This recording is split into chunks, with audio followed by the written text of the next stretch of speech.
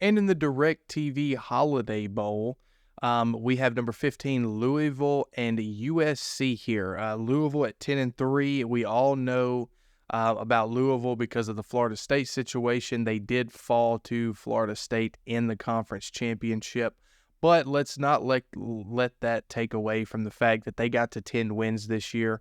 Preseason, I was pretty high on Louisville simply because I thought their schedule lined up for this.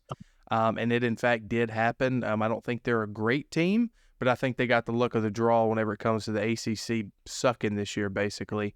But in this game, half of USC's team is out of the transfer portal. I mean, it's unprecedented for USC, or really in this world of college football. I mean, you have people transfer, but it seems like every single high-caliber player on their team is transferring, and not to mention that Caleb Williams is not going to play in this game either.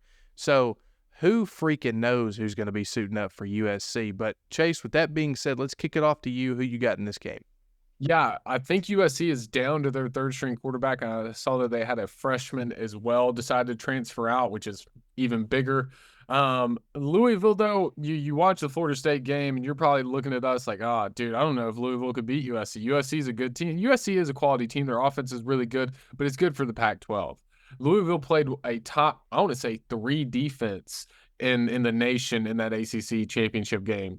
That defense had to hold on for dear life to even allow that offense to have a chance to win the game against Louisville. So Louisville, their offense was very non-existent in that game, but I think it's going to be a lot better against a team that ranks outside the top 100 in defense in almost every other category. So I think Louisville's going to show up and play very well. I'm personally going to go Louisville. I think one of the biggest things, too, though, we just kind of got off the North Carolina-West Virginia game. I'll go ahead and throw out a bold take for next year. I think Lincoln Riley is on the hot seat going into the next season with the loss in transfers, recruiting, and then if his team doesn't perform next year, I think USC is going to be looking at if they hired the right guy or not. Quinn? I think you're onto something with the Lincoln Riley take. I'll start with that. You look at this matchup. Look, Louisville capitalized on a really favorable schedule. I think if you're a Louisville fan, though, you hate how the season ends. Because I think you match up enough with Kentucky where you feel like you should win that game. And I would agree with you. I don't think that's a hot take. And then you get Florida State limping and you miss the shot. Louisville could be sitting at a really, really good 12-1 finish and playing a really big bowl game. I think they still miss the playoff. I don't think they get in over Alabama, but that's what you missed out on as Louisville. I think when you're USC, this is the price to pay in the transfer era with a bunch of top talent. Is if you underperform this bad, you're going to lose everybody. You got to start over next year. That's just how it's going to be. Given that, I think Louisville has a huge matchup edge. Chase, you hit on it. Florida State's a great defense. This Louisville offense is going to score on USC. So give me Louisville to win the game.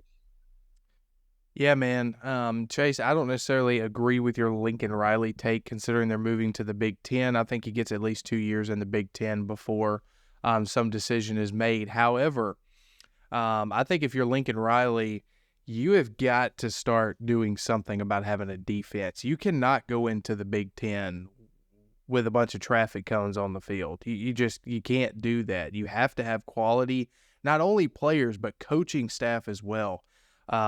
So big changes coming for USC, I have to imagine. I think Louisville definitely wins this game simply because of, like I said earlier, who the heck knows who's playing for USC?